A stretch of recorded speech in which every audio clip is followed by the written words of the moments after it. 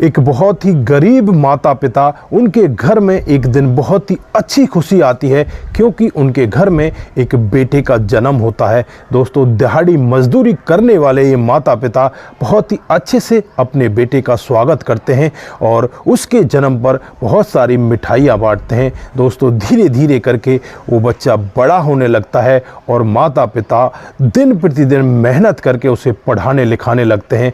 दोस्तों, वो लड़का पढ़ लिख कर इंजीनियर बन जाता है। अब उसके बहुत सारे रिश्ते आने लगते हैं तो माता पिता अपने बेटे से कहते हैं कि बेटा, शादी तो करनी है, अब तू अपने लिए खुद ही कोई अच्छी सी बहू देख ले, हम तो अनपढ़ हैं, हम लोग इतनी जानकारी नहीं रखते। दोस्तों, उसके बाद जो बेटा होता है अपनी मनपसंद की एक लड़की से शादी करने के लिए तैयार हो जाता है और फिर उसके जीवन में जो होता है कभी किसी के साथ ऐसा ना हो। दोस्तों, अगर आप लोग भी पूरे मामले के बारे में जानना चाहते हैं कि उस लड़के के जीवन में क्या हुआ था तो वीडियो को जरा सा भी स्किप ना करें। दोस्तों, आगे बढ़ने से पहले हमारी वही रिक्वेस्ट कि जो हमारे चैनल के साथ नए हैं कृपया करके चैनल को फॉलो करें, बेल आइकन को जरूर प्रेस करें। नमस्कार, जय हिंद। आप देख रहे हैं APH न्यूज राहुल रावत के साथ। दोस्तों, आज की जो हकीकत की घटना आप लोगों को बताने जा रहा हूं, उत्तर प्रदेश में एक जिला पड़ता है बाराबंकी। ये बाराबंकी जिले के एक गांव की हकीकत की घटना है। यहाँ पर घनश्याम नाम का एक लड़का जो बेंगलोर में रहकर पढ़ाई किया करता है, जो माता पिता होते हैं वो बहुत ही गरीब होते हैं। पिता का नाम संतराम होता है। दोस्तों, माता पिता दिहाड़ी मजदूरी करके जैसे तैसे करके अपने बेटे को पढ़ाते हैं और बेटा सॉफ्टवेयर इंजीनियर बन जाता है और उसकी ड्यूटी लखनऊ में लग जाती है। अब घर पर बहुत सारे रिश्ते आने लगते हैं। जो रिश्तेदार होते हैं कभी तो किसी को लेकर आ जाते कि अपने बेटे की शादी नहीं करोगे क्या, बेटे को कुंवारा ही रखना है क्या। इस तरह से यहाँ पर संतराम से और उसकी पत्नी से कहा जाता है। तो संतराम यहाँ पर एक दिन अपने बेटे को अपने पास बिठाते हैं और उससे कहने लगते हैं कि बेटा, क्या तुम्हें शादी नहीं करनी है क्या। तो यहाँ पर बेटा कहता है कि हाँ पापा, मुझे शादी जरूर करनी है। फिर यहाँ पर घनश्याम अपने माता पिता से कुछ दिन के बाद ही कहता है कि हाँ, मैंने अपने लिए एक लड़की देख ली है। तो माता पिता कहते हैं कि कब हमें उससे मिलवाओगे, कैसी लड़की है, क्या करती है, कैसा खानदान है। तो यहाँ पर जो बेटा होता है घनश्याम, वो यही कहता है कि आपको इस सब की टेंशन लेने की ज़रूरत नहीं है, आपके बेटे ने जो कुछ देखा है वो अच्छा ही देखा होगा। दोस्तों, माता पिता यहाँ पर बेटे की बात में अपनी सहमति दिखाते हैं और कहते हैं कि ठीक है बेटा, अब तू जल्दी से शादी कर ले। दोस्तों, फिर कुछ दिन ऐसे ही निकल जाते हैं और कुछ दिनों के बाद यहाँ पर जो घनश्याम होता है वो कहता है कि मेरी शादी की डेट तय हो गई है और फला तारीख को मेरी शादी है। अब घर वाले यहाँ पर सोचने लगते हैं कि इसने तो हमें कुछ पूछा ही नहीं। नाम की माँ होती है अपने पति संतराम से बातचीत करती है और कहने लगती है कि बेटा ने तो हमें दिखाया ही नहीं कि बहू कैसी है, उसका फोटो वगैरह भी नहीं दिखाया, अब इसने शादी तय कर ली है। तो चलो कोई बात नहीं, अब इसकी शादी में हम जुट जाते हैं, कुछ जो सामान वगैरह खरीदने हैं, जेवरात वगैरह खरीदने हैं, उन सब की तो तैयारी करें। तो यहाँ पर जो संतराम होते हैं अपने बेटे घनश्याम से कहते हैं कि बेटा, कुछ सामान की हमें तैयारियाँ करनी है, जो मार्केट से सामान लाना है, कुछ जेवरात बहू के लिए बनवाने हैं, वो सब हम तैयारियाँ कर लेंगे। तो यहाँ पर घनश्याम उनसे कहने लगते हैं कि ऐसा तुम्हें कुछ भी नहीं करना, सब कुछ तैयारी हो चुकी है। दोस्तों, अब संतराम और संतराम की पत्नी के पैरों तले जमीन खिसक जाती है कि बेटे ने हमें यहाँ तक भी नहीं पूछा। लेकिन वो बेटे की खुशी में बहुत ज़्यादा खुश होते हैं और कहने लगते हैं कि चलो बेटा, कोई बात नहीं, आप जो करोगे वो अच्छा ही करोगे। दोस्तों, जो यहाँ पर संतराम होता है वो बहुत ही गरीब होता है, उसका जो घर होता है बिल्कुल फूटा टूटा होता है और घनश्याम जब नौकरी लग जाता है उसके बाद यहाँ पर इस घर को सुधरवा दिया जाता है, एक अच्छा सा घर यहाँ पर इनका बन जाता है। अब शादी में मात्र 6 दिन बचे होते हैं तो संतराम जी अपने बेटे घनश्याम से पूछने लगते हैं कि घनश्याम, तेरी शादी में मात्र 6 दिन बचे हुए हैं, तूने किसी रिश्तेदार को कार्ड दिया है क्या, किसी से बात करी है क्या, कार्ड छपवाए हैं क्या।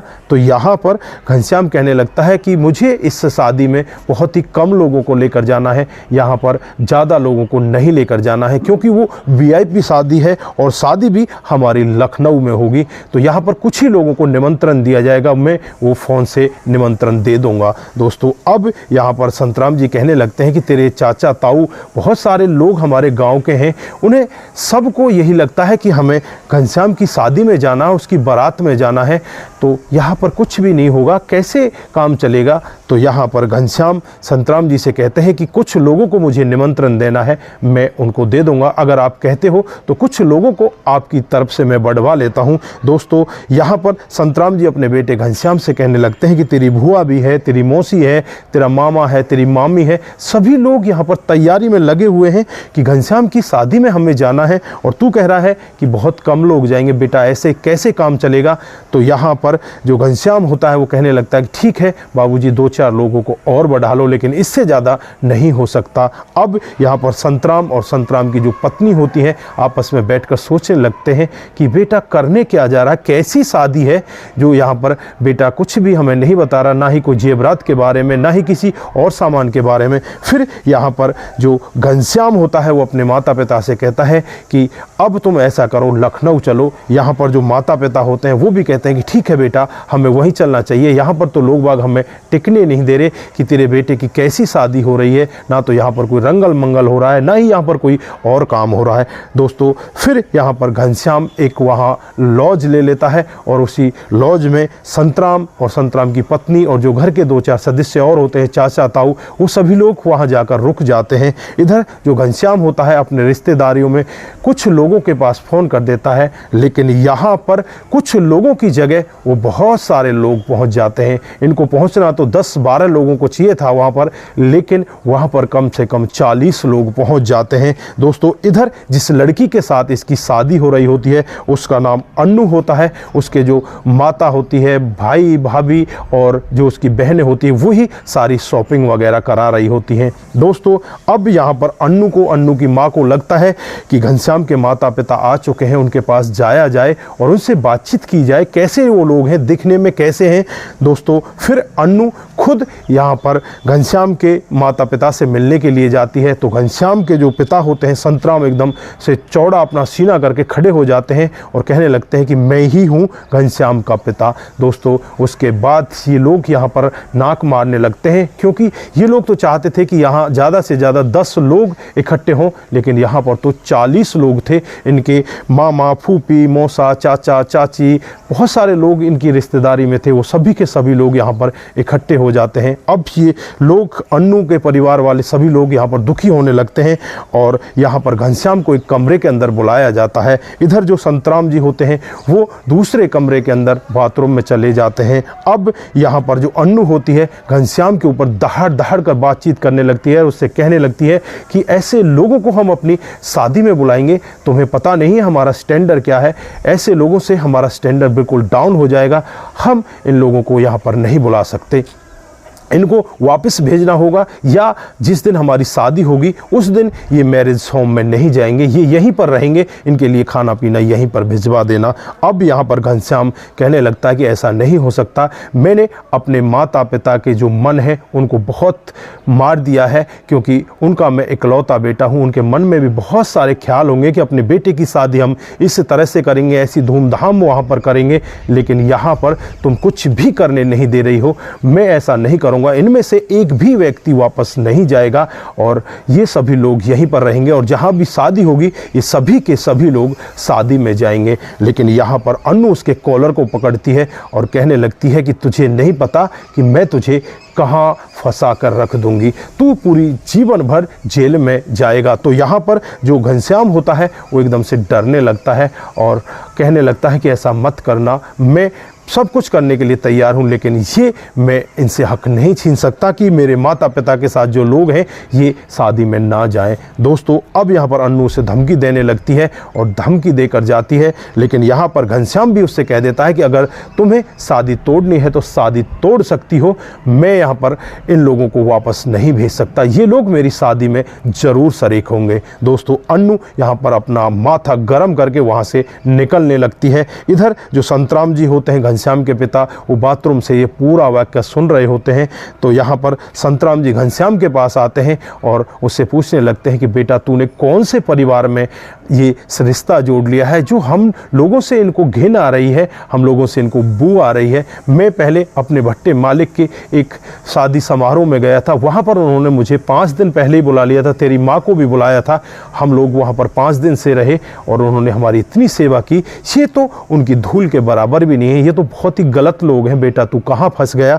दोस्तों यहाँ पर घनश्याम फूट फूट कर रोने लगता है और कहने लगता है कि पिताजी मुझे बचा लो, मैं बहुत ही गलत जगह पर फंस चुका हूँ। दोस्तों यहाँ पर जो घनश्याम होता है उसने ही यहाँ पर जो सारा खर्चा हो रहा था मैरिज होम वगैरह का, वो सब कुछ घनश्याम ने ही किया था। जो जेवरात, जो कपड़े खरीदे गए थे वो घनश्याम के पैसों से खरीदे गए थे, सारा कुछ काम घनश्याम ही यहाँ पर कर रहा था। दोस्तों अब संतराम ऐसा वाक्य सुनकर एकदम से बहुत ही ज़्यादा परेशान हो जाते हैं और पूछने लगते हैं घनश्याम तुम्हारे पास इतना पैसा आया कहाँ से। तो घनश्याम कहने लगता है कि बाबूजी मैंने अपनी सैलरी पर लोन लिया है। दोस्तों अब संतराम को बहुत ही ज़्यादा गुस्सा आता है, फिर वो कहता है कोई बात नहीं बेटा, मैं तुझे ज़रूर बचाऊंगा, मैं तुझे ऐसे चंगुल में नहीं फंसने दूंगा। उसके बाद संतराम सभी रिश्तेदारों को इकट्ठा करते हैं और सभी को बताते हैं कि इस तरह से हमारा बेटा इनके चंगुल में फंस चुका है, इस बेटे को यहाँ से बचाना होगा। दोस्तों सभी रिश्तेदार तैयार हो जाते हैं और जब यहाँ पर अन्नू के परिवार वाले लोग आते हैं वो इनसे बातचीत करने लगते हैं तो ये सीधे कहते हैं कि हमें तुम लोगों से शादी करनी ही नहीं। तो यहाँ पर अन्नू का परिवार कहता है कि तुम्हें नहीं पता तुम्हारा बेटा हमारी बेटी के साथ कितने दिन से रिलेशनशिप में है। तो यहाँ पर संतराम जी कहते हैं कि मुझे सारा कुछ पता है और मुझे ये भी पता है कि तुम यहाँ पर चवन्नी भी नहीं लगा रहे। दोस्तों अब जो अन्नू के परिवार वाले होते हैं वो एकदम सोच में पड़ जाते हैं और यहाँ पर संतराम जी उस शादी से मना कर देते हैं। लेकिन यहाँ पर संतराम जी का बहुत ही ज़्यादा घाटा होता है क्योंकि जो सोने के जेवरात वगैरह बनवाए थे, जो कपड़े वगैरह खरीदे गए थे, करीब करीब 7 से 8 लाख रुपए का इन्होंने यहाँ पर खर्च कर दिया था। वो परिवार के ऊपर ही खर्च हुए थे और वो पैसे वो लोग देने वाले नहीं थे। लेकिन यहाँ पर संतराम जी कहते कोई बात नहीं बेटा, अगर तू है तो और कमा लेगा, इन सबको ठोकर मार और तुम लोग यहाँ से चलो। दोस्तों उसके बाद ये लोग वापस अपने घर आ जाते हैं। ये मामला 2022 का होता है। दोस्तों उसके बाद धीरे धीरे समय बीतने लगता है और जो घनश्याम होता है अपने माता पिता को लेकर लखनऊ में ही रहने लगता है और वहीं पर वो जॉब करने लगता है। दोस्तों साल 2024 के नवंबर महीने में जो पिता खुद अपने बेटे के लिए एक अच्छी सी लड़की देखते हैं और उसके साथ उसकी शादी कर देते हैं। दोस्तों अब यहाँ पर सभी रिश्तेदारों को बुलाया जाता है, सभी घर वालों को बुलाया जाता है, अड़ोसी पड़ोसियों को बुलाया जाता है, सभी लोग इस शादी में शरीक होते हैं और उस दिन के बाद से ये पूरा का पूरा परिवार बिल्कुल अच्छे तरीके से रह रहा है। तो दोस्तों ये थी आज की एक छोटी सी कहानी, आप लोगों को कैसी लगी? अगर यहाँ पर घनश्याम शादी कर लेता तो क्या उसका जीवन सही से चलता? उसने जो निर्णय लिया, उसके पिताजी ने जो यहाँ पर काम किए, क्या वो उचित थे या अनुचित थे? आपकी जो भी राय है एक बार कमेंट बॉक्स में जरूर दीजिएगा। दोस्तों आज के लिए बस इतना ही, फिर मिलते हैं किसी नए मोड के साथ। तब तक के लिए आप अपना ख्याल रखें, परिवार का ख्याल रखें, सतर्क रहें, सावधान रहें। नमस्कार, जय हिंद,